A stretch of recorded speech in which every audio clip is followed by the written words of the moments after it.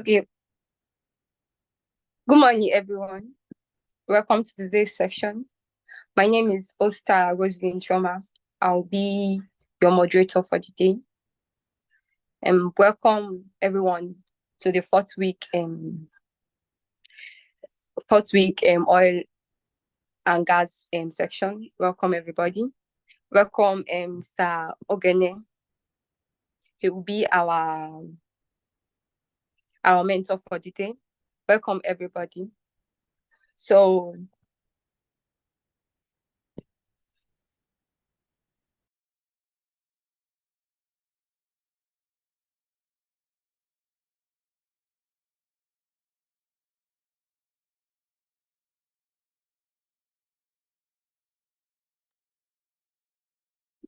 today's topic will be energy crisis, that is its impact and possible solution. Mr. Okogene is a top-tier oil and gas and energy professional whose experience spans from upstream, midstream, and downstream sector.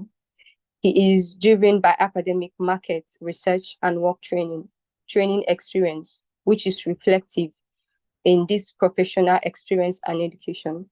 He graduated from the University of Science and Technology, where he started his career in medical engineering and an MBA from school in the United Kingdom and Rwanda. His oil and gas career took flight when he joined Ceylon Subsea Limited as a subsea engineer and ROV pilot working for upstream companies like Nigerian Petroleum Development Company and Total Energies.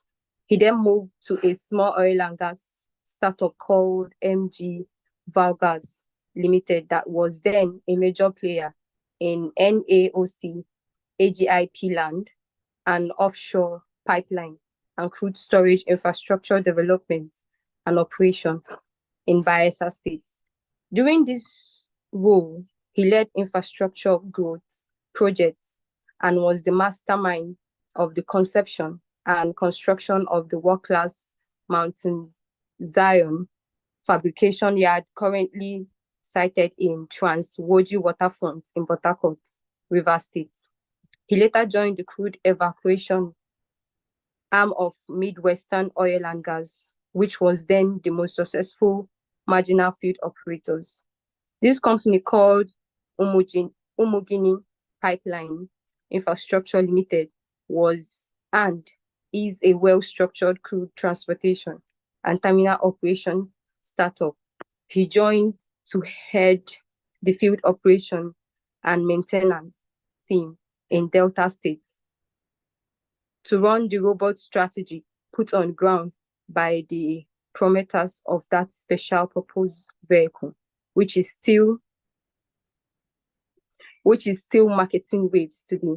He is currently the head technical of Energy Link Infrastructure Limited, another novel crude evacuation, storage, and sale terminal infrastructure startup headquartered in Lagos, but operating in Borno. He is heavily involved in energy research, oil and gas field operation, optimization studies, and is consulting for many organizations in the energy sector.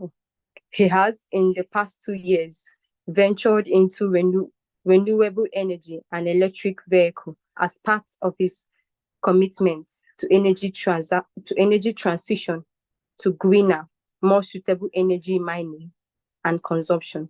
He has mentored several young engineers, energy enthusiasts, and lectures management and energy-related programs virtually and in person for the institution and conference globally. He is a registered engineer, an entrepreneur, a fellow of several professional bodies, and energy broker engaged in project management, business optimization, and crude evacuation studies, especially for startup and growing companies. Okay.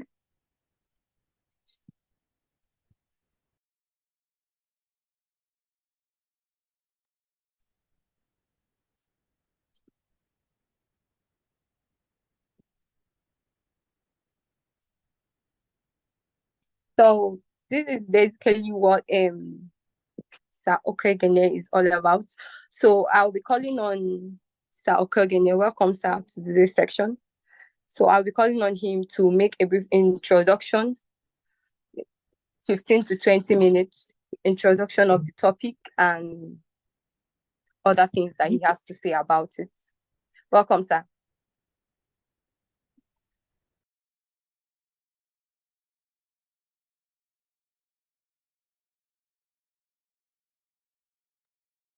Excellent. Excellent. Thank you. Thank you very much. You're welcome, sir. Thank you. Thank you, Rosalind, for that introduction. I'm happy to hear a female voice moderating again. This is the advantage of JIIPCC we've seen over the years. JIIPCC has been very dynamic. We've had the likes of Amina in the past moderating as female moderators of the program. We've had Williams in the past. Again, now we're seeing a female coming in. So again, I'm excited again to be here to share my little knowledge I have in the energy industry. I always count it a privilege for myself to be here to share. This is one of the responsibilities we have as we grow. Knowledge is free, and we count it very, very necessary in partnership with JIIPCC to ensure that the knowledge is shared. And I always take this opportunity very seriously. Thank you, sir. You're welcome, sir. You're welcome, sir.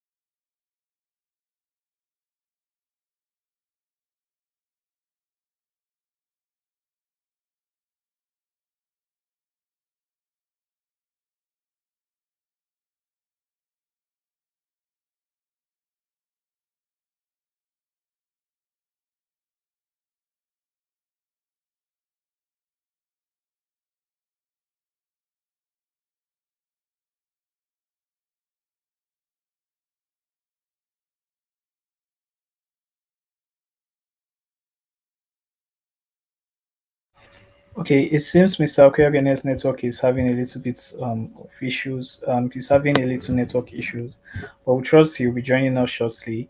Once again, thank you, Rosalind, for moderating today's session.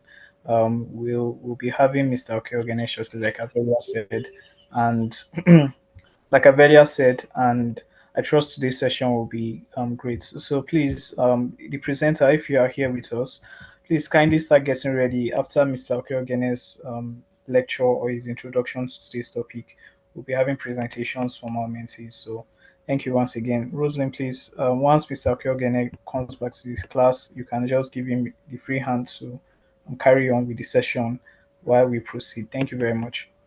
Okay, thank you.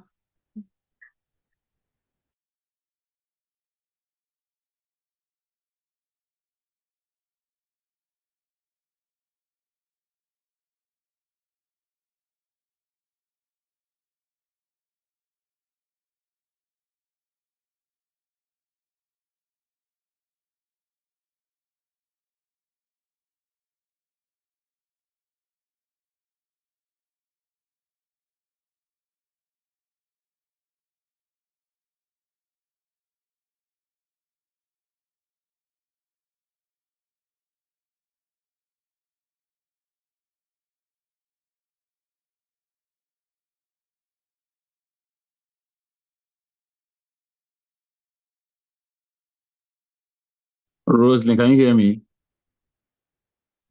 I can hear you, sir. Welcome back. Okay.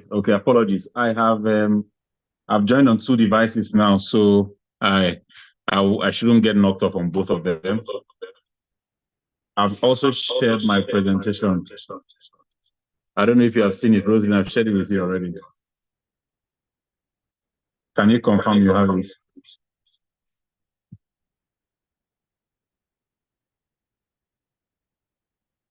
Rosalind, can you hear me? I can hear you, sir. I'm not seeing anything from here. So your number ends with 2020, right? No, my number ends in 38, not So 2020. somebody from your team messaged me and I've sent it to the person already. 1 second. It's Sophie, yes. From your team, somebody calls Sophie. She has my presentation. But let me continue since we have a better network as we go ahead. Okay, confirm you can hear me very well. Okay, we can hear you, sir. Okay, so I've shared my presentation with somebody in your team. So find out who Sophie is, and you can put it up from your side. But I'll just go ahead so I don't take much of your time. Again, like I said, thank you very much for you guys for having me.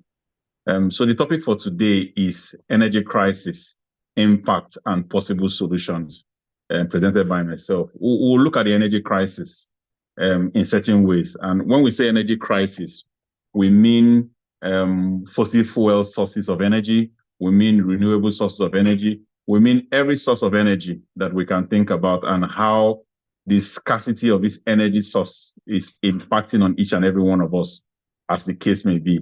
Energy is limited in terms of its sources, especially from fossil fuel sources, and then it's impacting the entire world because population is actually increasing globally. Please confirm you can see my screen.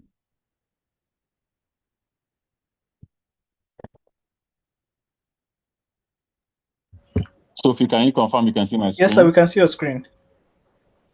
Oh, excellent. That's a familiar voice I heard. Okay. Presentation outline for today, we'll talk about the global energy demand, energy consumption, crude oil cost trend, particularly as the major source of energy that we have at the moment. Crude oil is, but it's not the only one. We have renewable energy coming in now, and we have other sources, geothermal sources. We have also a source from several other sources.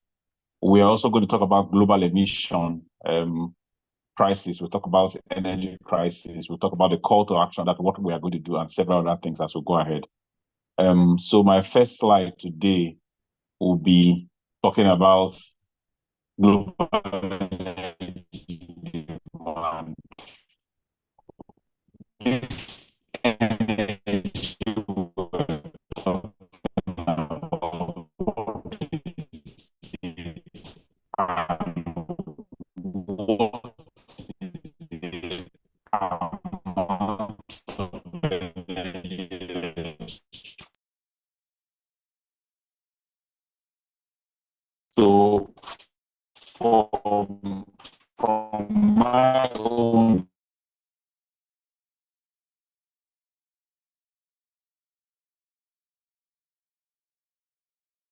the entire world, with population almost 2 point something billion in the entire world, and each and every one of us will have our energy consumption. And so that places a demand on the country or whatever authorities are under you to provide the energy, because there is a business side of energy. And when I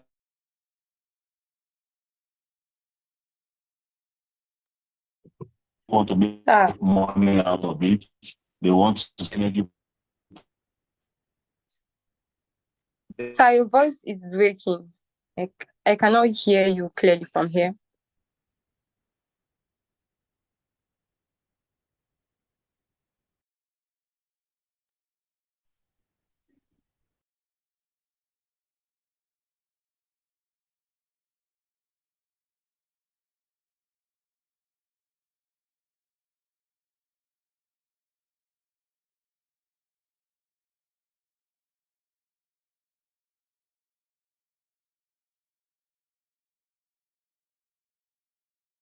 Apologies again. Can you hear me? Yes, sir, we can hear you now. Okay, I think I'll do something a bit differently now, just to see this doesn't repeat itself again. Okay. And my presentation is not on the screen again. Let me. Okay. Okay. It's not on the screen. Can you hear me now? Yes, sir. Okay. Apologies once more. I hope we'll be in a better place. So, like I was saying, there's a global demand for energy, and that demand is very, very high because everyone in the world is making use of energy. In your house, when you find yourself, you're charging your phones, your children are ironing their clothes, they want to go to school, your brothers and your sisters' offices are running. industries are running as well. So all this require energy. And as we're pulling on energy from one place, it's affecting the other people if it's not being managed very well. So there is a global demand which is very high. China happens to be a country in Asia that has a lot of number of people and a lot of industry. If from the chart I've put out there, you see China has a huge demand for energy. So are other Asian countries. So is Africa and the rest of the world. From the graph we have here, you see the demand in terms of timelines as time is going 2025. You are seeing that China is taking a huge chunk of energy demand globally. And to meet up this demand, more energy is being demanded from fossil fuel sources, from renewable sources. All right, I'm going to my next slide. Second. Okay, that's my next slide. So global cost of energy also is also another crisis because there's demand and supply, like we all know in economics. When there's a huge demand for something, the supply cost begins to go up. Now everybody in the entire world is using energy. The cost of energy is currently going up, and that's part of the crisis. Something in the past we would have bought for 50 naira, we're not buying it for 100 naira. And you know how the country will find ourselves. Prices are always going up and never coming down. This also applies to energy costs, not just in Nigeria, but also globally. And this is part of the crisis we're talking about. So energy consumption, I've touched on that already. We have a huge source of consumption globally because of the going to 3 billion people that we have in the entire world. And these are some of the sources of energy that people use globally. If some of you have stayed in the village in the past, we used to use firewood, right? We use coal. Those are sources of energy to cook the food that we eat. Primarily, that's the source of energy. We have natural gas, we have oil and gas, we have several sources of energy that we use globally, and these are some of the sources we've talked about that is depleting. The fossil fuel, like we see today, or has been envisaged, there is a depleting consumption of fossil fuel, and that is putting pressure on energy costs. By depleting, I mean fossil fuel, I mean crude oil, gas, and coal. As the entire world's population demand is increasing, the consumption is also, the availability of this energy is also reducing. And by reducing, there's become scarcity and then the cost begins to go up. So that's what this slide is trying to tell you, that in terms of the numbers of fossil fuel sources, we are now migrating towards the new age, the greener part here, which is the golden age when there's new energy. By new energy, we mean renewable energy, which we'll talk about as we go ahead. So we've gone from coal to oil to gas. Gas is called transition fuel, right? And then we are going to the new era of renewable. We are talking about all this because we don't want to depend on one source of energy. The more sources of energy we have, the more less pressure we have on any country that has that source. This is a typical example in Nigeria. Oil and gas is very, very important in the Nigerian economy. And it has put such much pressure on Nigeria to ensure we are delivering oil. But countries like Senegal that are very close to the coast, they are producing renewable energy. They have another type of energy. So in case Nigeria is not providing fossil fuel, they have other energy sources to look. And this diversity is actually very helpful in this energy crisis we're talking about. All right, so as part of the issues we're having from fossil fuel, emission, which is the combustion of these fuels that we have from fossil fuels, it becomes another issue. Part of the energy crisis we're talking about, we're going away from the consumption or the volume of fossil fuel that we have. Now, the fossil fuel we're consuming is also having a negative impact on the environment, and emission is an issue. By emission, I mean CO2, carbon dioxide, is impacting on the environment. If you in your houses in those days when we used to use lantern and all that, by the time you put kerosene in the lantern and you light it, you see this black smoke coming out already. That's part of a CO emission. And also refineries in rigs, there's what they call gas flaring. By the time you are flaring those gases already, you are releasing dangerous substances into the atmosphere. And those of you that are very conversant with oil and the bunkering we're talking about in Nigeria, in the rivers axis, Delta, Bayelsa axis, we have what they call fire, where they extract or they steal petroleum product and they want to use it to make diesel and some other kerosene and some other product. you will see them burning fuel and using illegal refineries, as the case may be. Those are sources of emission. So there are sources of gas, as we see in this first chart. Carbon dioxide is impacted, is being released into the environment, and that is very dangerous. On the second part, we also see the emission in terms of industry volumes of CO2 that has been emitted from industry. So we have transport industry. From the cars you have tailpipe, or you have exhaust. From the exhaust, you see some black soot coming out. From the industries, we have big industry where you see burning of fossil fuel. You have other energy sources also. In agriculture also, we have other parts where they burn wood and some other things, some forestry that have been burned. These are the sources of this emission that is not good for our energy consumption, and is impacting part of the crisis that we're talking about in the energy industry. All right, so key factors contributing to the energy crisis, and I think this is very important. We need to focus on this. What are the issues that are contributing to the energy crisis? One, infrastructure. And I want to major this on Nigeria as a country. Nigeria has a power crisis in terms of power transmission.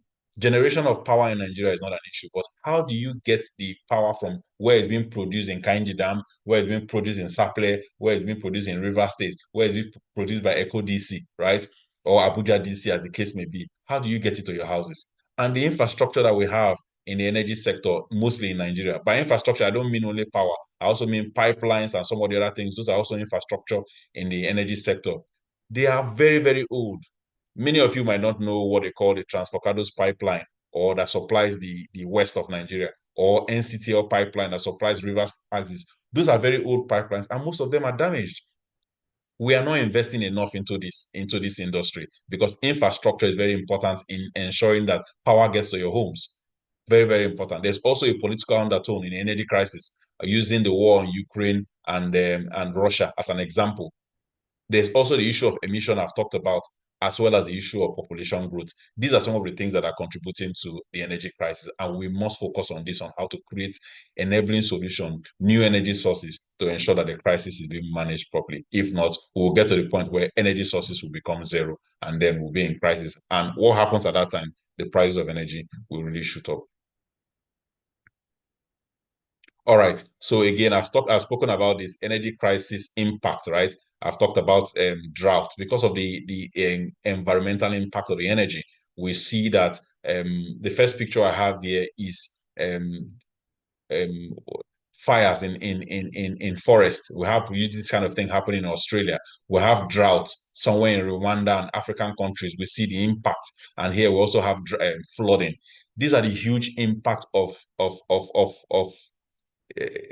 the ozone layer, or the negative impact of emissions into the environment. And as we heard last week, that was spoken about, one of our mentors talked about the impact of the negative impact of emissions into the environment. So we have threefold here. We have droughts, and Africa, West Africa particularly, we are easily impacted by this. While the Western world are the ones that are emitting more and causing some of the damage that we have, the impact of this is not on the environment. The impact of this is felt more in areas like Africa, and we need to also look at all these issues, how we can deal with them.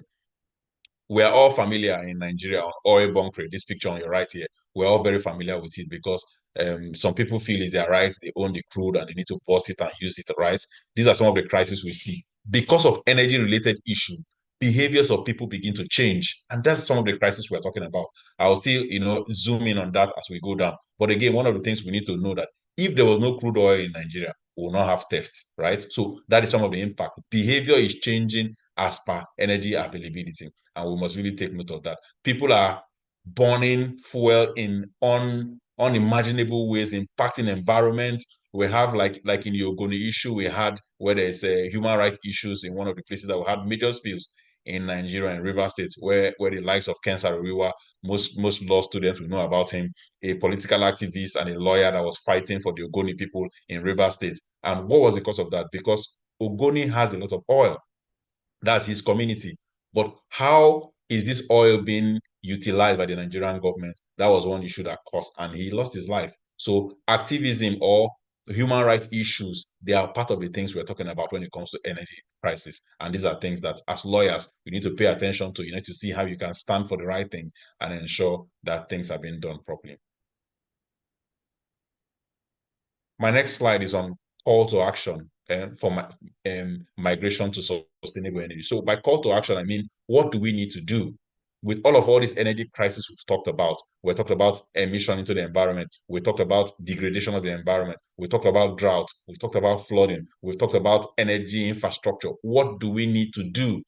How do we need to change our behaviors? Because if things are happening in a particular way, we need to behave differently to ensure that we have a different outcome, right? So sometime in 2015, we had what we call the Paris Climate Change Conference, and that conference zoomed in on energy issues because it became very pertinent that energy emissions began to impact on environment, and 1.5 degree variation in the heat level in the environment is going to impact on Earth. We'll be having glaciers melting, we'll be having flooding, we'll be having drought. So detailed action needed to be taking place. And on the global scale, world leaders met and said, what do we need to do? And they had some decisions, some tough decisions that needed to be taken. And one of them was that they had to discuss the crisis to say, what do we need to do? And the second bullet point, they say new energy goals and strategies for managing increased energy demand. High emissions from fossil fuel and increased costs were proposed for immediate action. So immediate action needed to be taken concerning level of emission and the cost of oil. And those are some of the things that were agreed. I will share this slide so we can look at it because time will fail me to talk about all these issues. But very, very critically, timelines were set that we will need to move away from fossil fuel and go to more renewable sources of energy, because that is one of the things that impacted most in the energy crisis, because it's affecting our environment, the earth. We have only one earth, we have only one life, so we must manage it very well. And if the environment loses its balance, then you begin to have issues of flooding, earthquakes. As you all know, they are all environmental impact caused by emission or imbalance in the environment. So world leaders now said we needed to take an action to ensure this kind of negative impact doesn't kill the future of our own children. And some of the things, the Paris Climate Agreement of 2015 was bettered, by this global coalition to deal with the impact of energy crisis and global climate. And that's some of the things we're enjoying today. We have said in Nigeria by 2030, we are migrating away from fossil fuel. By 2050, we would have gone to clean energy, which is renewable energy sources. Even with the fossil fuel and renewable energy, there will still be energy crisis at today because population is increasing and people need more energy. And these are some of the things we need to look at: renewable sources. I am happy that in our nation, Nigeria, some of the energy laws, energy generation laws were being enacted. As the new president came in, we began to see that energy generation began to move from the conventional EKDC and PHEC to private entity, when the private sector is being allowed to come into the energy space to generate energy, but not just to generate, but also to transmit energy. And that's where you energy lawyers come in again. These are the spaces where you need to study some of these things, understand some of the policies, and where you can come in, to support and to communicate some of these requirements to energy companies around the world, or particularly in our nation. I hear there's been a lot of investment from foreigners coming to see how they can support Nigeria in energy generation. And again, one of the things about this energy generation, it always comes with negative impacts, which we're talking about. So those of you that will be engaged by these companies that you come ahead, please be mindful of all this and ensure that energy-related operations are done the right way. The required mitigations are taking place, and we ensure that we are safe in working in these environments. This is why in the energy industry, HSE issues are taken very seriously. By HSE, I mean health, safety, and environment. In oil and gas operation, in any energy company, HSE issues are taken very seriously. And also, that's something worthy of note. All right, as part of our call to action, we spoke about one of the things that was also looked at is that how do we manage the crises that are rolling out? Again, there are wars in Ukraine and Russia today. Part of that war is energy related. Like you are aware, Nigeria and Niger, there were some issues a few months ago. Niger now said the pipeline that Nigeria has built that goes from Nigeria and Niger into Europe, that pipeline, Niger has refused to operate that pipeline. What does that mean? There is a political undertone in the energy crisis that we have. So now a new pipeline is being envisaged by Nigeria to go through the shore side, go through about 15 African countries before it gets to Europe. And this is a longer route. This is a more expensive route. For a project that is 90% completed for Nigeria to move gas from Lagos, from different parts of Nigeria, the AKK project, to Europe, that has been stalled because of poor relationship between Nigeria and Niger. So you are seeing that there is a global undertone, there's a political undertone to energy crisis that we are having. And these are some of the things that we can be mindful of. Managing our relationship also affects the energy, as we will see. Volatility in the market is also another issue. With the issue of the Ukraine war, Russia was no more supplying a lot of energy to energy states like the US, many countries in Europe, Germany, and co. And the prices of energy went up because there was war, or there is war in Russia up on today. So the Europe began to look for other sources of energy to ensure that they are actually having energy, because these are developed world. Energy is very important to them. Although they have renewable energy, but like we all know, renewable energy is not very, very, very reliable. Fossil fuel that we have used and we have a good record for the past 50 years is more reliable, and the demand for fossil fuel is still very high as of today. This is why at the time where this war was at its highest, most of the coal power plants in most of these nations that were forgotten in the past or has been neglected, they had to go back to this coal power plant because energy is very important to China, to India, to many nations. They needed the energy to produce and for the infrastructure to continue to move. I'm trying to scroll to my next slide. Oh, excellent. Again, there's what we call energy mix and energy parity. I've touched on this already. We have wood, we have coal, we have gas, we have oil, we have propane. There are many sources of energy. We have electric and we have solar, we have hydro. These are the many sources of energy. I believe we talked about that in previous presentation, so that's why I don't want to dwell on that. So when you talk about energy mix, all these sources form the energy that we have, that we require to use. I'll give a typical example. One of the companies I've worked in Lagos, they use wind energy, right? Some of the vessels I've worked in, they have in marine environments, right? They have fans, they have wind turbines that harness the energy. So energy can be gotten from various sources, and what is being proposed for tomorrow for the use of technology in delivering energy, as you will see as we go down, is having what we call energy mix. You can have 5 sources of energy, right, in your house. You can have wind, you can have battery, you can have solar. So you will always be using the one that is cheapest to you, right? Nobody wants to pay more. Rosalind is using an iPhone now. She's enjoying herself. Yeah, some of us were using Samsung, right? We don't want to always use the highest cost, right? So in your house, if you have 5 sources of energy, you're able to choose which one you want to use per time. Some people are they are environmentalists, right? They don't want to use sources of energy from fossil sources. They want to use more renewable energy. Last week we talked about energy tax, right? Energy tax is a tax that we're looking at in the future that will impact on more unfriendly sources of energy, and that has to do with this energy mix and energy parity, right? We have 5 sources of energy, and one is from the example we had was green hydrogen, right?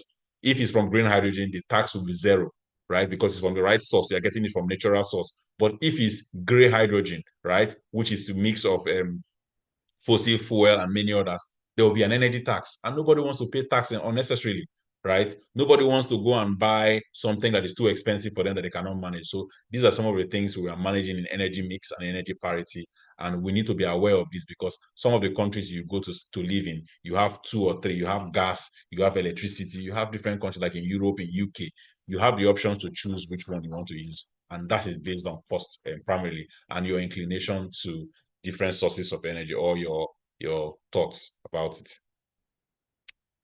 All right, I think the next one has to do with the energy crisis solution. Now we've identified what all the entire problems are. As students, as people, what do we do? What is the solution, right? What do we need to do to ensure this energy crisis is being managed? And that's the reason why we're sitting here. I did mention this in the last presentation we had. We should not be only students that are good at identifying the problems. That's some of the things that we see. But the evolving Nigeria, the evolving younger students again, we must be solution driven. Our minds, while we're able to identify the problems, we should be able to say, in as much as we have these issues, these are some of the possible solutions that we have. And that's one of the things I also want to talk about here today. In terms of the energy crisis we have, we know that fossil fuel brings a lot of energy emissions. We know that renewable sources, they are not as efficient. What do? We need to have change of behavior. We need to have change of attitude. We need to have a strategy to deal with this. And that's why some of all these goals that we have. By 2050, we would have had 100% renewable energy. We need to have these goals. And then, most importantly, behavioral changes.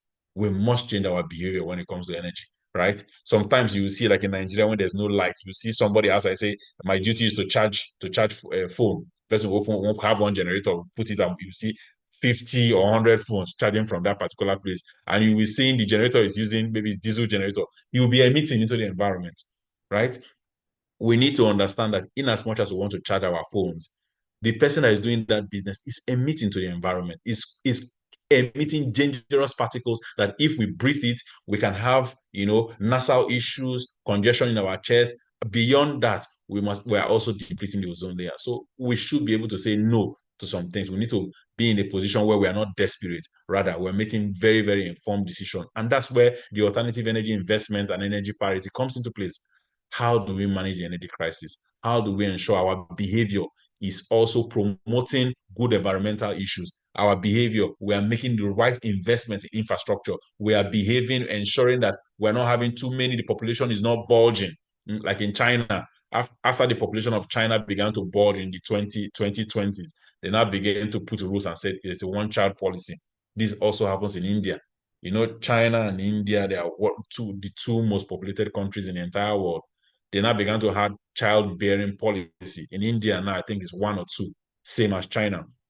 They don't want to continue increasing the population of the world. They began to put policies to ensure good behavior, and they began to enforce it, not just having that. How do you behave? Also in Europe, there's what they call energy tax. There's what they call road tax. There's what they call emission penalties. If you are driving a car and you are emitting a lot, they give you a lot of penalties to pay. And these are behavioral issues. These are policies that have been put in place to ensure that the goal we have for 2050 of having renewable energy and green energy is achieved. And that's a very good one. And we need to imbibe that in Nigeria as well. I hear a few things, a big policies are coming up now on how cars will be tracked, how trucks will be tracked, and how we'll monitor how emission is being managed by individuals in their houses, by people in their companies, and there are several other behavior or policies that have been put in place to ensure that people are doing what they ought to do to ensure that we don't endanger our future. The future of our children is sure, and we ourselves were making the right decision. All right, so powering energy with technology, right? So we live in a world where tech has become the way forward. So in this struggle that we're having today in energy crisis, how can technology help us, right? How can we provide a safer future or have safer energy sources to ensure that we are not depleting, we're not killing ourselves, we're not ensuring that we're not having flooding. Like in Nigeria, the past 5 years, we've been having flooding in Bayelsa, in River State, when it comes to when the Kenji Dam or when the flood is being released in certain parts of the world, it comes to impact on all of. So we need to teach on how we can ensure our livestock, our vegetation, agriculture, and our life generally, we have a balanced life and we're not impacting or killing our future. And what do we need to do? Technology plays a huge role. One of the areas myself as an energy expert that used to be in the fossil fuel industry, I've gradually been going into renewable, going into electric vehicles. That's one of the things I do now.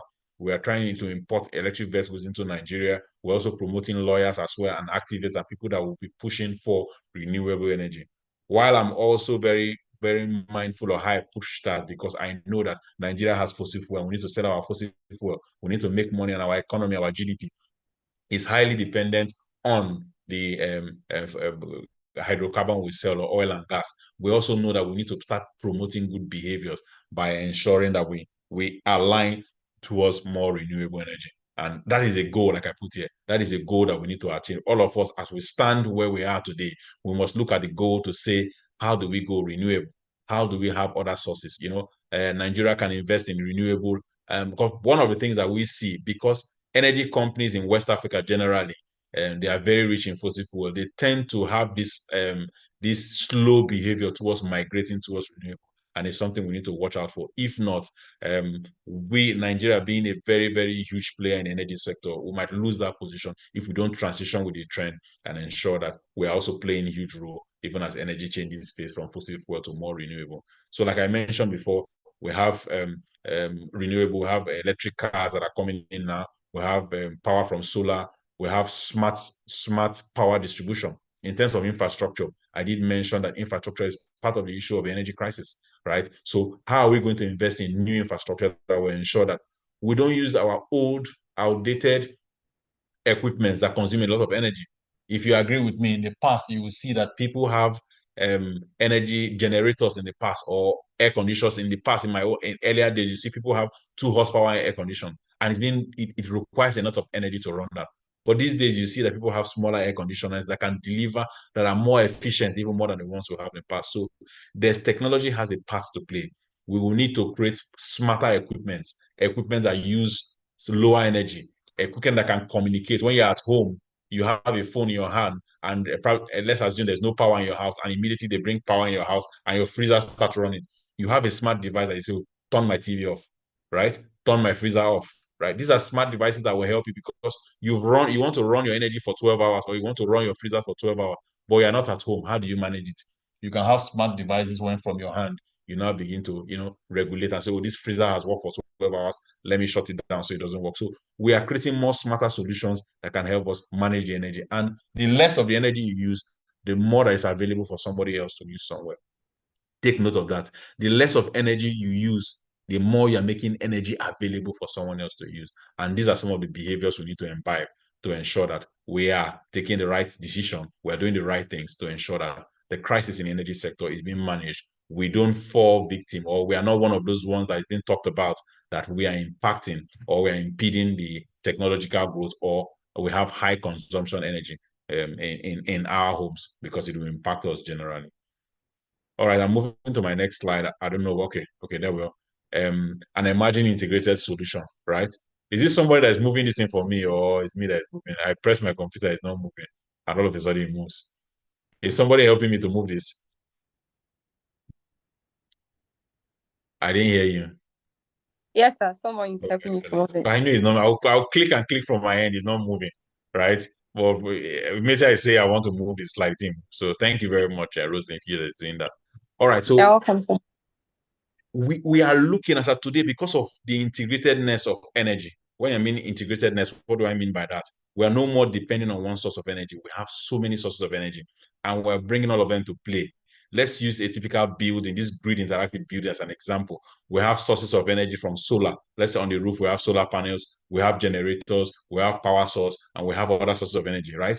The more energy sources we have, the more we can choose. If we're working on today, like it's Saturday, I use a typical example, my office. I used to work, because I used to work sometimes on Saturdays and Sundays. You don't have a lot of people in the office, right? So we're not going to put the big gen on. Do you understand what I'm saying? Why these infrastructure requirements are very heavy, but their impact is that energy crisis, or the energy demand for offices, for building, for people, for communities are less. We have a smaller generator where few people can use, and that's what we enable. If in your home, you know that you're not using your microwave, or your freezer is not on, and you have solar source, you can just put your solar source on only for your phones that you want to charge, or a few other things. So there is a new drive now for an integrated energy solution, where we have energy from the grid, we have energy from the disco, we have electric cars, because electric cars these days are being powered directly from the discos. We power our energy. There are also sources from solar. There's also sources from power. When we have all this integrated solution, we are able to manage our energy more efficiently. I use a typical example, all of us that are here. Let's assume on this call, we are 11 or 12 of us, and we have all our phones at the same time. We want to charge our phones, right? If we have 3 or 4 sources of energy, right, we're able to manage how things are working. Or let me use internet as an example. All of us are connected to the same internet. If there is a failure in the internet that we have now, you find out that all of us will be cut off of this class. Well, if we have 3, 4, or 5 energy sources, and Rosalind is connected to one, Dennis is connected to one, Abel is connected to one, Charles is connected to one, myself, I'm connected to another one, and every other participant we have are connected one way or the other to some energy sources. You will find out that even if there's failure in, let's say, power collapse. I'm sure all of you are used to power collapse, and you say, oh, the grid has collapsed in a Kainji Dam, and you don't have light in your house for 10 years or for 2 weeks, right? If we're using multiple internet sources, even if it's collapse on one, some other people will still be available. The task of today, which we say we want to talk about energy crisis, we'll still talk about that crisis, because not everybody will be cut off. right? I've sent my slide already. Let's assume I have two sources and one of my internet source is not working. We're able to use the other one. And that's what we mean by having an integrated solution driven by energy to ensure that we're doing the right thing. Okay, and that takes us to our next slide. An evolving solution I've talked about already. We are beginning to evolve day by day, into new energy sources rather than depending on fossil fuel or a single source of energy. So one of the things that we're also seeing in Nigeria in this behavior we're talking about, back to the previous slide. One of the things that we're also seeing is that we are beginning to embrace electric cars. Lagos state government has introduced, I think, one of the first states to introduce electric vehicles being used. By this, we are trying to run down when we had the subsidy bill removal that was going to happen. Then we knew that there would be a lot of issue in energy prices. We've had our fair share when the subsidy was removed. What the government was trying to do is to ensure we're paying the actual amount of energy. And that's part of the energy crisis we're feeling in Nigeria. Now energy cost has gone up.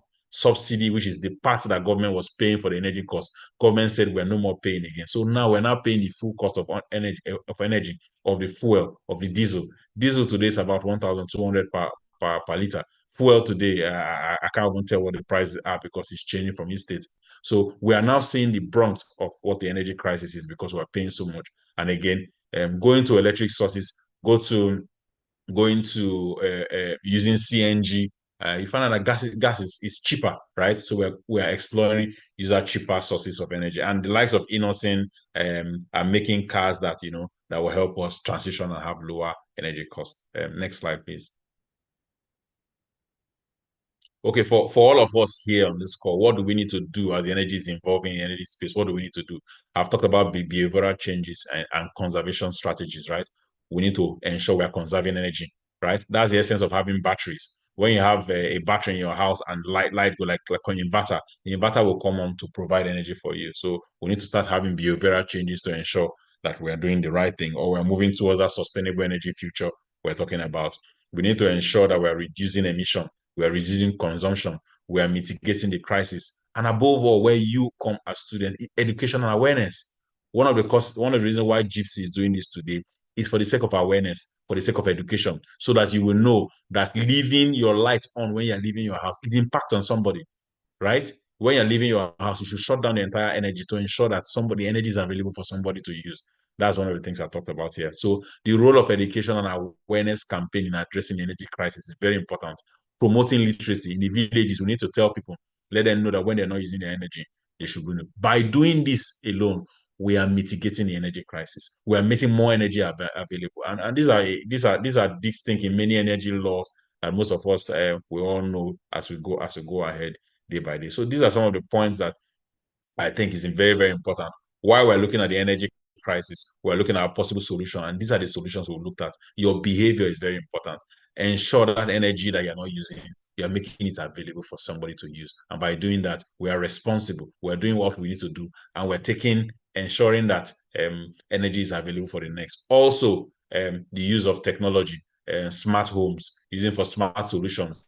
When we have, some of us have ring boilers, or we have tea jugs that are old school, they consume a lot of energy. Let's try to change them. Use the newer one that use less energy, making energy available for others. Okay, I hope that with these few points of mine, I've been able to pass the message of energy, the energy crisis, and the possible solutions that we can have to the class. Thank you very much, and thank you to JIIPCC for this opportunity. Thank you, sir. Thank you, sir. Thank you for the wonderful section. Thank you, sir. It was really insightful. Thank you. So I will call on the presenter for the day. Dementi Yuku, I hope you all have prepared your presentation. Please, the presenter for the day should move on with the presentation, please. Okay. Good morning, or is afternoon, Eastern morning. Good morning, all. Good morning, Charles. Please, can you kindly turn on your video? Turn on your video. Okay. My name is Hussein Usman, and I'm the presenter for Group 1 today. And the topic is energy crisis, impact and possible solutions. And Sir William said is going to help us to share the screen. So let me wait for him to share. All right, give me 1 minute. I'm coming. I will share it now. Okay, okay.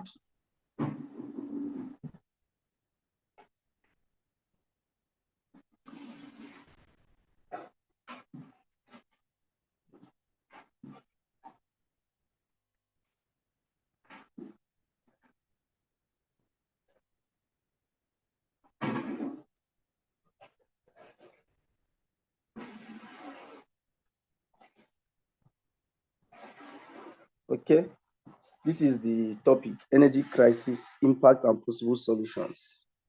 Please, next slide. Okay, now we are going to discuss energy crisis. Now, what is energy crisis? Now, energy crisis can be seen as a situation where there is shortage or insufficient supply of energy resources to industries, to households, and so on and so forth. So now, where there is energy crisis, it impacts negatively on mostly intensive industries that produce goods, transport goods to consumers. So now this energy crisis is the insufficient supply of energy to these industries, households, and so on and so forth. And we all know that the world cannot move or the world cannot develop without energy, because most of the things we do in this world required energy. Like even if you are traveling from one state to another, you need energy to power your car. If you are producing something in an industry, you also need energy to also produce what you are producing in your industry. As such, the importance of energy can never be overemphasized in developed countries or in any countries of the world because of its importance to the life of every individual in the society. However, the causes of this energy crisis are as follows. One, geopolitical tensions.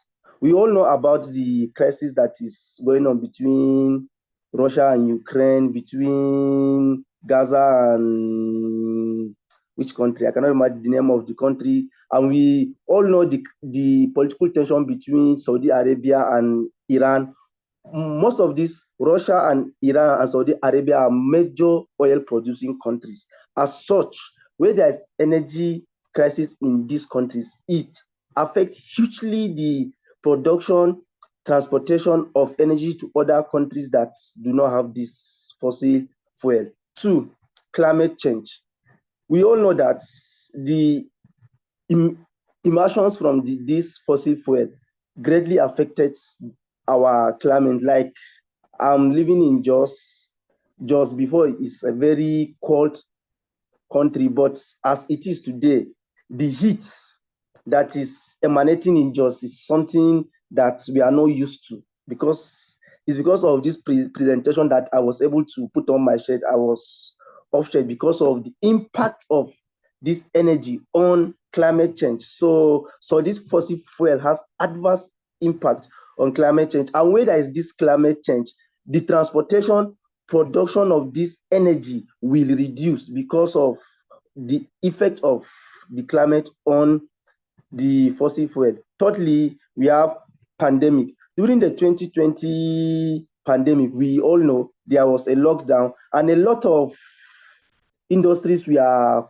closed. As such, it has negatively affected the production, distribution of fuel across the globe. As such, that impact that happened since 2020, the world is still witnessing, or other impact is still affecting the world up to today. And as such, this impact of pandemic, we are still experiencing that up to today. Please, next slide.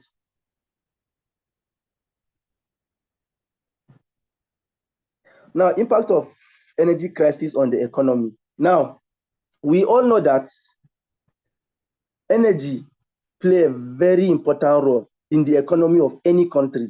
I'll give an example. For example, Nigeria. Nigeria is a major oil producing country. And where there is energy crisis, it will negatively affect Nigeria because our major source of revenue is crude oil. And Nigeria have not been able to diversify into other renewable energy. And as such, where there is energy crisis, it greatly impacts on our economy. It increases inflation. The last release that was released, Nigerian inflation has risen to 38 point something percent. And as such, because of all this energy crisis, a lot of households were not able to get what they want to get because of high cost of living and so on and so forth. So the impact of energy crisis on the economy is greatly affecting everybody in Nigeria, not only the downtrodden, also the privileged people at the top is also affect them because of this energy crisis. Please, next slide. The next slide is analysis of the economic consequences of energy shortage and industry, employment, and GDP. Yeah. Now, when we talk about industries, now most of these industries require energy in order to produce, to distribute, to transport whatever they are producing. And where there is insufficient supply of energy, they will not be able to produce as they want to produce. And as such, it brings them low income. It greatly affects the activities of those industries. Two, employment. We all know that government cannot employ everybody in the society.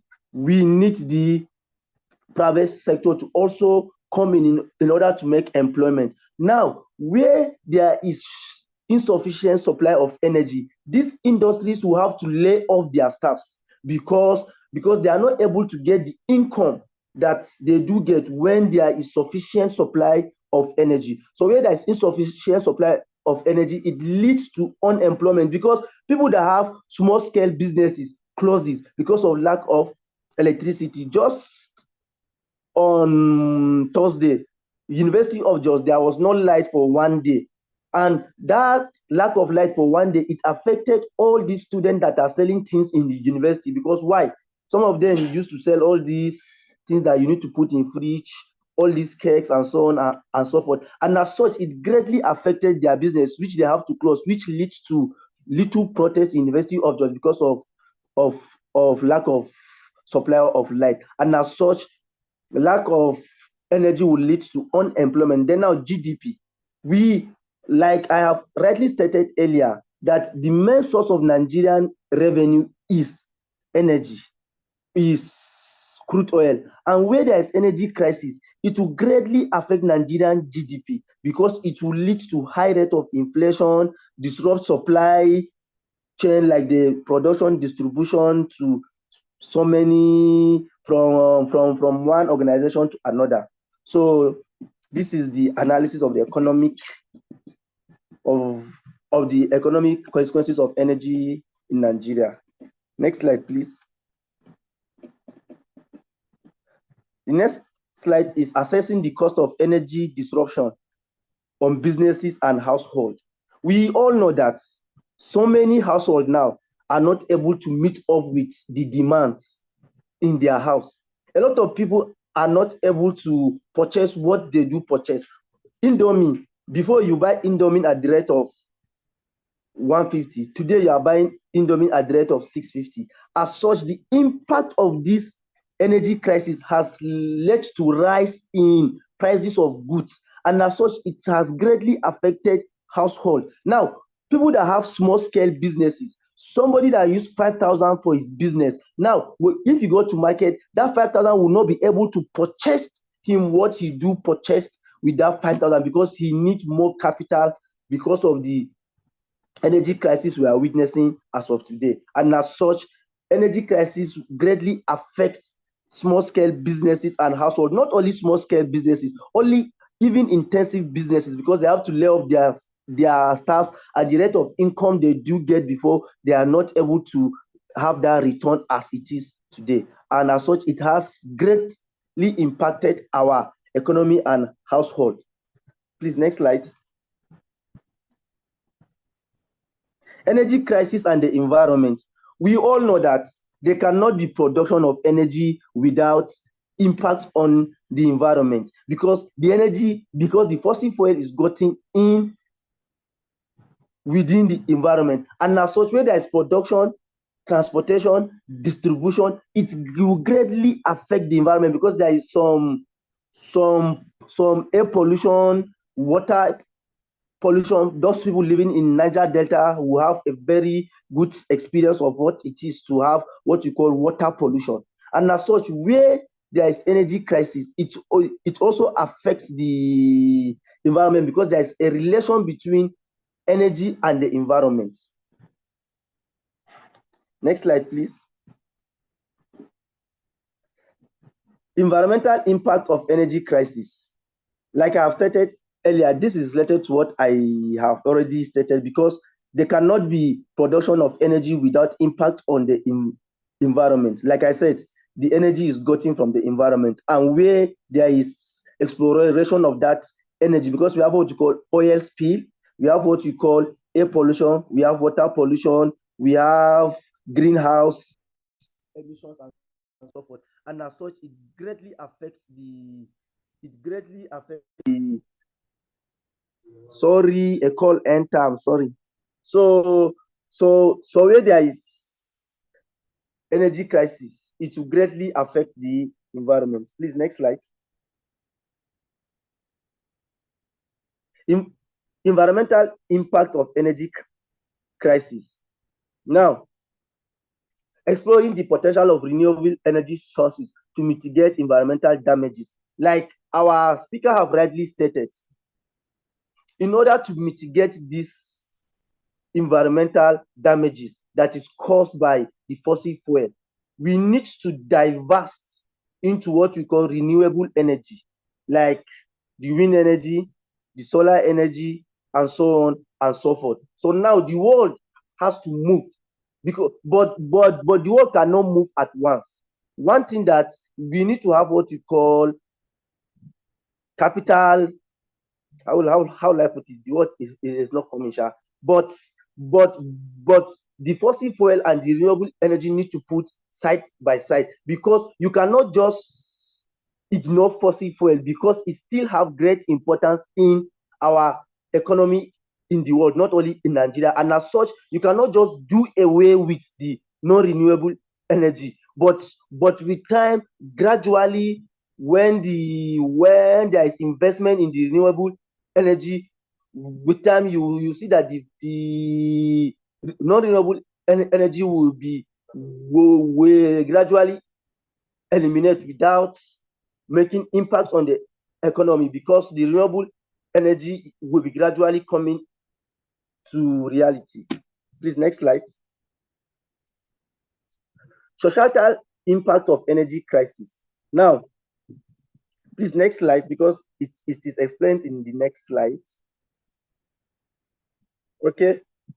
Social impact of energy crisis. Investigating how energy shortages disproportionately affect vulnerable populations, such as low-income households and rural communities. Now, higher energy costs. Now, where there is energy crisis, it leads to high cost of energy. And this high cost of energy, like I've stated earlier, it affects households because what you buy 100 naira yesterday, you are going to buy it 500 naira today because of the impact of this energy crisis. So it leads to high cost of living. 2, limited access to alternatives. Like we all know, even in urban areas, most people are not able to have access to renewable energy. And as such, people in rural area are greatly affected when it comes to energy crisis because they don't have access to all this renewable energy. And as such, it greatly affects their way of living, it greatly affects their businesses, it greatly affects their social life, and so on and so forth. Like you said, even people living in the urban areas, it greatly affects their social life because they will not be able to live how they were living before because of high cost of energy. Like yesterday, there was a strike that was meant to take place between the Association of Tankers, is it Pengason or what they call them? Yeah, but because of the promptness of the government, they were able to tackle that issue. If not today, a lot of police stations would have been closed, and you see how goods and services will increase. But it was mitigated by the government yesterday. Please, next slide.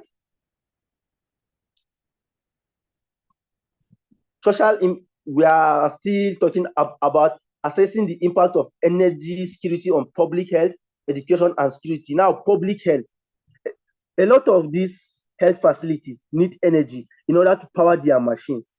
And where there is energy crisis, and this energy is not sufficiently provided to these clinics, a lot of their machines will not able to function, and this will lead to early death of their patients. And as such, the energy crisis greatly have a negative impact on our health sector, because if energy is not provided, a lot of machines that will be used to cure a lot of ailments will not be able to be powered because of energy crisis. Next point, education. Now, in our schools, we need energy in order to power our computers, our machines. Where our computers are not powered, because the world is moving from analog to digital. A lot of things are done digitally now. So we need this power in order to power our systems, in order to power our machines, in order to have an effective learning. Because there is a saying that said, for an effective learning, there must be a conducive environment to learn. And where there is no energy, you are not going to have that conducive environment to learn, and as such, learning will not be effective on the students. Three, social equity. Now, social equity still talks about the disparities between communities, because a lot of rural communities, I have already explained this, but let me reiterate what I've already stated earlier. A lot of these rural communities don't have the access to this renewable energy. As such, it greatly affects their businesses, their way of life, and their social distance, because they are termed as the vulnerable people in the society. Please, next slide. Exploring the role of energy access in addressing poverty and providing livelihoods. Now we are providing solution. Now, for us to have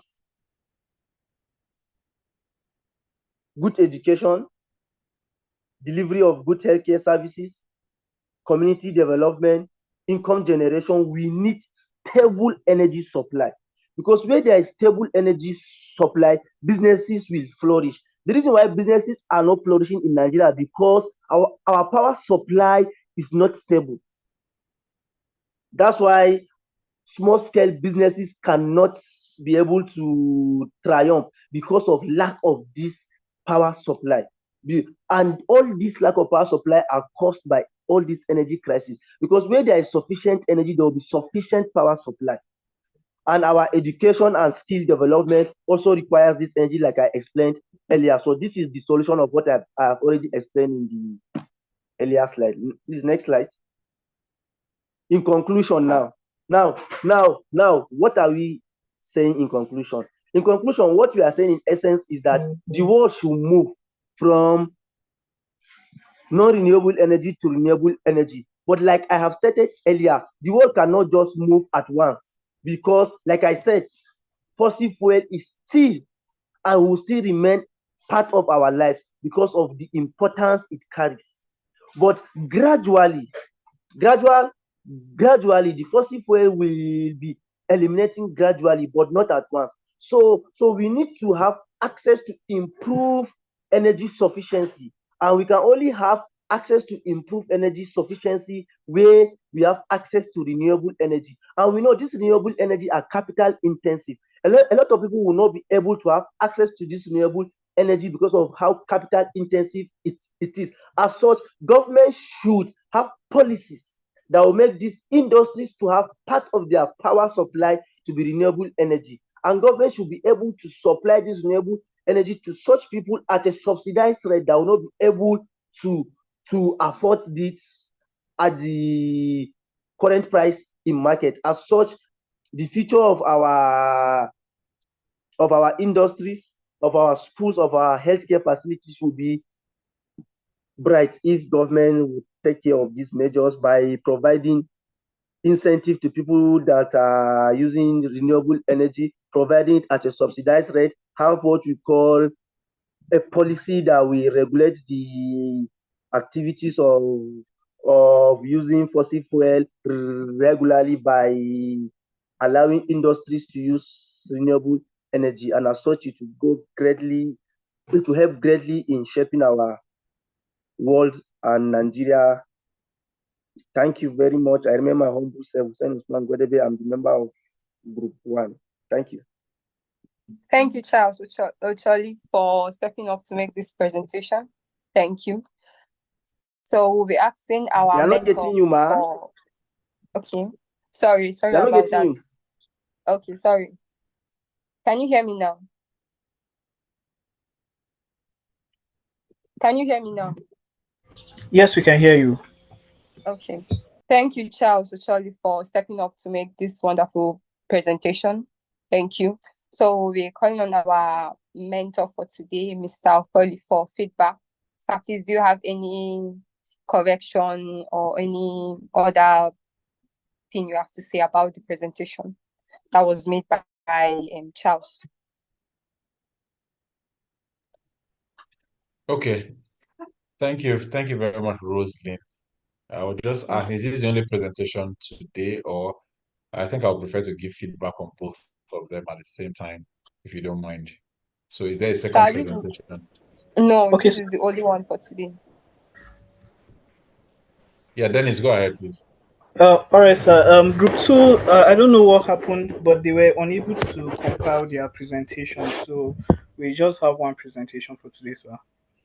Okay, I thought I saw two presentations sent to me today. But again, do you have anybody from Group 2 that just wants to, let's assume they don't have a presentation, somebody wants to say something. I think it's quite important we give students the opportunity. While I know JIIPCC is doing a lot, there must have been a reason why they did not. But at least somebody would have done some research. Is there anybody from Group 2 that can come and say something at least? Because it's quite important. Let it not look like we're coming here and we're wasting our time, right? JIIPCC has created this wonderful platform for us to come, not just to research, but to get the industry expert to come in here to make some presentation, give you insight. The least you can do as students is to reciprocate that. So when you don't do that, it doesn't show that you appreciate what is being done, right? I could have come here to talk to you and just walk away, but I made a presentation. It's a conscious effort to ensure that my impact, I'm not just talking to people, but I'm ensuring that they have something to take back home so they can look at in creating and carving out that future for themselves. So we must be very, very careful when we step out like this, especially in professional gathering. A group of 3, 4 people, while I know there could be challenges in putting that together, right? Maybe you don't have the required skill, but this gives you the opportunity to have that skill to upskill yourself to what your co-students are doing. So there's no reason why you couldn't say if there was an attempt, at least put the attempt up and let's look at it and we'll learn from that. Today happens to be, I think, it's the last presentation we're going to have before we go in. So people should have learned from the first, the second, the third, from the fourth and the fifth. So it's not going very well with myself, to see that on the fifth presentation, a group is not able to provide. And I don't know if it was the same group that it happened last week that they did not provide the presentation as well. So is there anybody from that group that wants to say something at least about the energy crisis? I mean, you'll be scored for that already. You paid for this presentation and you are here. You should do something um to at least buttress that commitment, to encourage JIIPCC, to encourage ourselves, to ensure that tomorrow we are available for the next cohorts to come here. I don't know if this makes sense to the mentees on the call.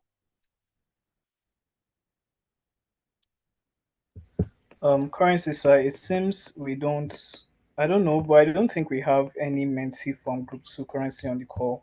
I don't know what seems to be the problem in their group, but unfortunately, they are not currently. We don't have anybody from their group in the session. We have mostly just Group 1, but we'll try to reach out to them. I'll try and see if I can reach out to them and find out what some of the issues that they currently have and then try to resolve it. We still have a session to go in the energy class, so we'll try to make sure that by the next session that they have their presentation ready and we can have 2 presentation in class.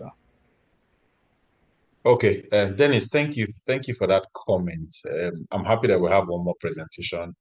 I might not be part of that presentation. I know I didn't opt in for that, but since there's another presentation, I want to make myself available to that team. If you can send me their contact, let me see how I can support them through this process. I want to see them become strong by next week to not challenge, but to work side by side with Group 1. So, Dennis, please, I'm requesting the names and phone numbers of those people, if they don't mind.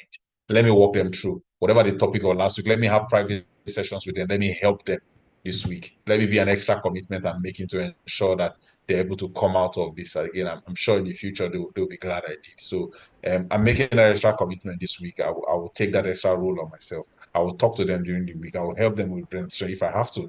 They have to be available next week Sunday so that we'll have a more or less a challenging class where we can exchange knowledge and become better. We'll beat ourselves when we are out of this JIIPCC program, that we are better than we were when we came in. I don't know if that makes sense, Dennis. Yes, sir, that is just fine, sir. I'll do well to communicate with the group and also communicate with you so that we can have like a fixed time for that meeting, sir. Okay, you can share my contact with them, share my LinkedIn profile. Those of you that are here to add me up on LinkedIn, a few of you have added you already. I try to see that things are going the way. After Solomon, I've just added you and one more person again. I think it's Dorcas, right? I've added both of you already. I've said hello to you on LinkedIn already. It is quite important that we have this communication, we have this thing, because the future generation is quite important. That's why we're talking about energy security. It is quite important. Okay, so I will just go to the feedback that Rosie asked. I want to thank Osini Usman for the presentation. On his screen, we are seeing Charles Okoli. Can you explain, Osini, why are we having Charles Okoli on your screen? Okay, Why sir, you are Osini it's because Usman? my phone is having issues with with Zoom, so I couldn't use my phone for the Zoom. That's why I'm using his phone. Okay, excellent. And I wish the second group was here to see the effort you have put to it, right? You are not able to deliver on what you were supposed to have, but you have made that extra effort to look for somebody that can help you. And that's what we want to see the next generation do. We did all this in our own time. Things were not as easy as it is today. You have a phone, presentations can happen. But things are a lot easier today. And we want to see that the younger generation, they are not taking our time for granted. They need to put the energy required. So well done to you, Usman Hosseini, and well done to your team for not just making this happen, but also collaboration. We must understand collaboration is very important. We couldn't have done this later. JIIPCC cannot stand on their own to ensure that they're ensuring all of you are here. They have to have mentors. You know, some of us are personal friends, some of us are just professionals. We want to give. So they are collaborating with us. We are collaborating. If you don't have that skill, that's one of the skills of the second and 21st century. Collaboration skill is very important. And I commend this group for ensuring that happens. Wonderful presentations you gave, 14 slides. I paid attention to it. Hosseini started initially, he was fidgeting, but again, as he went on, he was able to capture it. I like your presentation. You talked about the relationship between energy and environment, very key. I might not have emphasized that so much in my presentation, but very key. Energy comes from the environment, and you did mention that, though you didn't deal deep, but you mentioned that that's very key. Every source of energy is not standing by their own. There is a huge relationship, and you were able to draw that out, and that is very, very key. Whether wind energy, whether water, they are all energy sources are interacting with the energy, with the environment. That is why there's always we call it carbon footprint, right? We call it footprint of the energy source and how it impacts on the environment. And you touched on that. That's a very important part. So well done for that, Osini. Secondly, you talked about energy being gotten from the environment. I've touched on that. Then you went further to talk about the social impact of energy, talking about the environment. These are very, very key issues you talked about. And what I really liked about what you did, you brought it back home to Nigeria on the impact of energy. You talked about COVID-19 and unavailability of energy and how it impacted in terms of cost, industries that were shut down, and how it impacted on that. That is wonderful. And lastly, you talk about access to improve energy, which is capital intensive. Very, very key. As we transition from fossil fuel to renewable energy, the investment has to increase. I touched on that on infrastructure. The infrastructure is now changing from pipelines and most of the other sources we need to moving fossil fuel to more or less renewable mast, renewable energy, into wind energy, into solar panels, into new and smart energy solutions that can help in the energy mix to ensure that all energy sources are being used at a particular time. These are very, very key part. I'm finding it difficult to find any part of this energy conversation that this group missed. They were able to touch on every one of them, and Hussein did a very good job. So well done to the entire team. Well done to the entire team for making a presentation. I think he did very well. So in terms of what we can do differently, can you hear me? Yes. So referencing is the only part I could talk about. You need to add some references where you got your pictures from, to reference some of them. I know as law students we should be able to reference, so we should pay attention to referencing as we go. And one of the things I also liked, your slides were not too many, 14 slides, and you were able to deliver them in the shortest possible time. So well done to the entire team. Well done to everybody that put their heads together. Good delivery of what you delivered at the end, and I think this was a good outing. Well done. Thank you, sir. Thank you, sir. We'll be moving to our question and answer section. Please, if you have any question, you can raise your hand or you put it up on the chat box.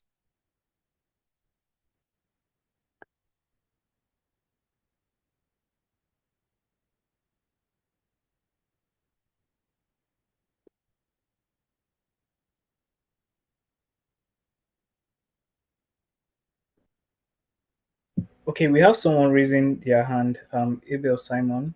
Right, so please, Abel, you can go ahead and ask your question. Okay, good afternoon to you, or good afternoon to our mentors in the house and the mentees. I hope I'm clear enough. My voice is clear enough. Yes, we can hear you. Okay, so you talked about transition from fossil fuel to renewable energies going on around the world, and even Nigeria inclusive. So, but then we know that fossil fuel contribute to, should I say, 90% of the GDP of Nigeria's economy. So is it possible that technology-wise, this that companies in upstream operations are developing technologies to, instead of transit from fossil fuel, is it possible that they are in the verge of developing technologies to curb greenhouse emissions, so that yes, we can have fossil fuel around us, like in the environment, and then use it for a very long time around the world? Is there technology, like, are they into development to maybe help to reduce the emission in the greenhouse? Okay. Thank you. Was that Abel? Yes, sir, that was Abel. Okay. Nice, very, very important question, Abel, you have asked. And the answer to that question is what will lead Nigeria to ensure that we stay very valuable in energy space. Because what is happening now, it seems like we are over dependent on fossil fuel sources, our oil, our gas, our coal that we have as a nation, right? So what I can say about that is this: the developed world always want to be at the forefront of technology, and they have looked for these energy sources, right? These alternative energy sources, so that they can also stay relevant. Africa is contributing to more than 40% of energy, right? They have the likes of Venezuela, mineral countries in the Americas that are also oil producing, right? Coal producing as well. But you find out that Africa is at the forefront of energy production. And that is somewhat like a threat, because anything that happens to Africa is impacting, because we are selling what they call cheap energy, right? It will impact on them. So they are looking for other energy sources that will only allow them to stay very, very relevant. And on our own, we found out that most of the technologies that we use in developing oil and gas are all foreign technology. We don't have our own technology. And that's why, personally, I have a problem with the um, local refineries that they are going to burn, they're going to destroy them. My school of thought is slightly different, where we could have been able to harness that technology, harness the people that are there, develop our own technology, and see how we can improve on our own refining capacity. We're talking about building refineries for the past 10, 15 years. Meanwhile, some people are refining in the bushes. They're able to provide diesel, provide at cheap prices, right? And that's the lesson for another day again. But again, we're supposed to invest in what they call research and development. You are very correct. So let me use this as a typical example. I don't know how many of you know coal on this call. Coal is a very, very carbon intensive fossil fuel, meaning that it has a lot of carbon compounds. And if you use coal, you will get a lot of black smoke. The impact on the environment is so much, and it's not desirable. And because of that, India, China, and the likes of the European world have banned the use of coal, right? But during when we had this crisis now in this Russia-Ukraine war, when we had full COVID-19, most of them went back to their coal plant and fired it up and began to generate energy from coal. And one of the things they did that because they know they were doing the wrong thing, they began to look for new technologies to ensure that coal is being used for. And as we speak today, they are now melting coal and refining coal so that coal becomes a sustainable source of energy and the emissions is reduced by almost 90 to 100%. And this is what we need to do now in Africa. This is what we need to do in Nigeria. While we are moving from crude, we're now using what they call gas, right? CNG, which are more carbon dense, right? They are more carbon dense and ensure they are more hydrogen dense rather, and ensuring that less carbon footprint in them, which is good for us. But we need to spend more time in research. So your question is very right. How do we stay relevant? Because we've made a lot of money, because our GDP is dependent on this. We're supposed to invest that money we're making. IOCs are supposed to invest that money. We need to mandate them that to stay and to operate in Nigeria, we need to have a research institute that will ensure that we are looking for more ways to make our crude oil, how we can put some chemicals, how we can refine our crude oil in a way that will have sustainable gases, will have sustainable source of energy that has less carbon footprint in them. And this is very, very key. As we speak today, PTI, Petroleum Training Institute, is one of the institutes we have in Nigeria that is doing a lot to ensure there's research and development going on. But that is not enough. It is not sufficient. More needs to be done. More needs to be done in this direction. As we speak, LNG and many other gas sources are being developed, and gas monetization projects to ensure that as we are moving away from crude oil, we are utilizing the gas that we have, and that's a good one, but it's not enough. As we all know, technology can be used to develop crude oil to a form that it becomes part of this transition gas. It becomes part of this fuel that has less carbon impact, and we need to look for these solutions. The last week we had a class on hydrogen, how useful. Hydrocarbon, fossil fuel, they are very, very rich in hydrogen.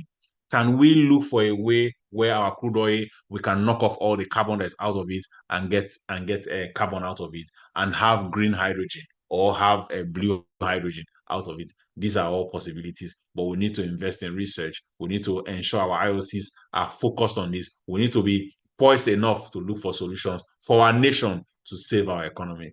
Then and then can we always have an alternative or be a part of this new energy mix we're talking about, and we stay sustainable. So the name Nigeria will not go with fossil fuel, but it will remain that new technologies will develop and will stay on the map of those innovative countries that ensure that fossil fuel use is extended. And this is the space that we should play, and this is very important.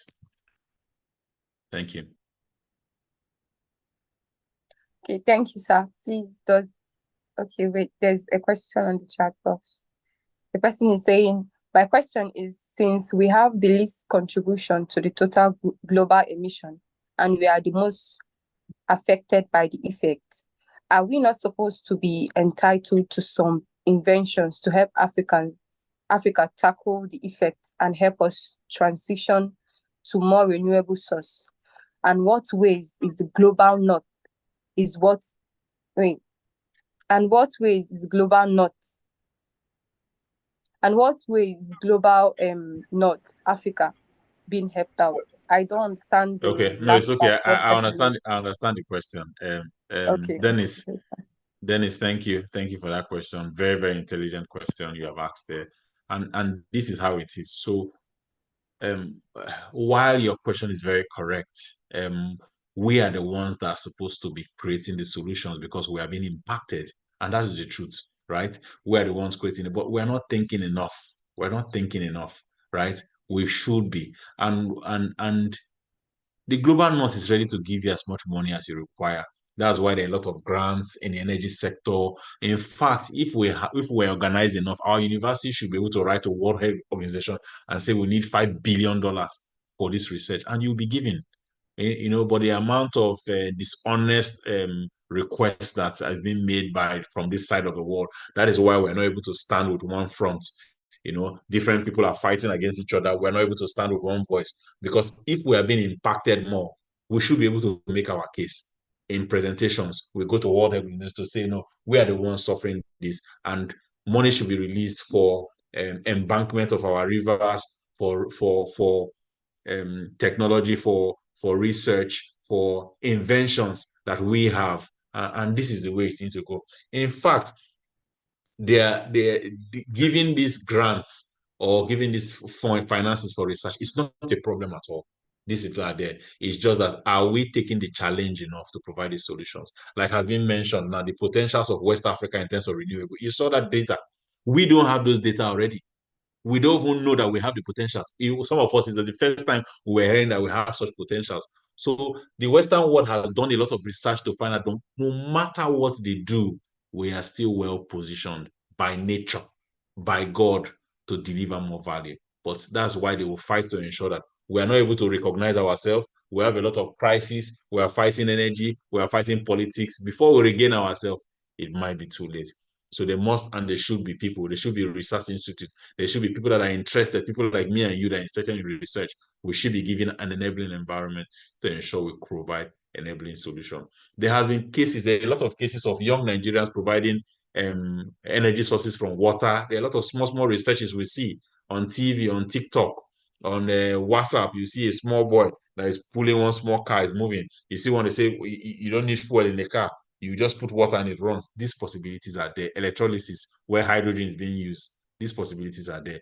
We need to research very well, refine them, and then we scale it up. Only then shall we provide and have the place in the global platform where we can harness our own solutions and ensure that other people are using our solution. A typical example, again, I want to draw on, like the likes of Innocent. Innocent is a local Nigerian car manufacturer.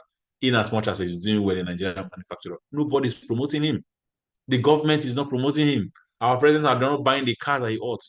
This is man injustice to man. And this is not going to help us again. This is just a typical example of how we have undone ourselves. If we are united, if we stand together and say in the entire country, there's no other car, must be Innocent or one of those local Nigerian produced countries, you find out that they will have mega sales. With this issue of dollar we're talking about will not be an issue. So we must promote our local technology, right? And I'll end with this. When Prince Charles was being coronated as the heir to the empire in the United Kingdom, there was a process that was done where a goat was killed. A goat was killed, and the blood of the goat was used as part of the coronation process. I think it's the blood. I can't remember how it's done. Nobody in the world frowned against it. That, oh, this is ritual. This is something bad, because over the years it has been a part of their process of when they are doing a transition or coronation, or they are handing over from one person to the other, right? Also, a typical example, when Rishi Sunak, the current Prime Minister of the United Kingdom, when he took over in United Kingdom, there were this ritual, because he's of Indian descent. There were these rituals they do in India, because I've lived in a lot of Indians, I know them. There were this incense they will put outside of their house. They'll be burning incense, different pots, small pots they put outside of their house, and they'll be burning it. These are their traditions, and they do it, right? If we have traditions, we have technology that work for us, we should be proud enough to show the entire world that this is our tradition. We shouldn't be criticizing ourselves. Somebody will say, no, you're not supposed to do this. I'm a Christian. I mean, no. These things, are we fighting against ourselves, and we're losing the substance of the elements we have and the progress we're supposed to make? So, Dennis, I hope that answers your question. Thank you. Okay, thank you so much, Mr. Ogenye. Thank you, sir. I think that should be all for the questions. Please, does anyone have any question? If there's no other question, please kindly turn on your camera for our picture time. Turn on your cameras, please. Your videos, insert.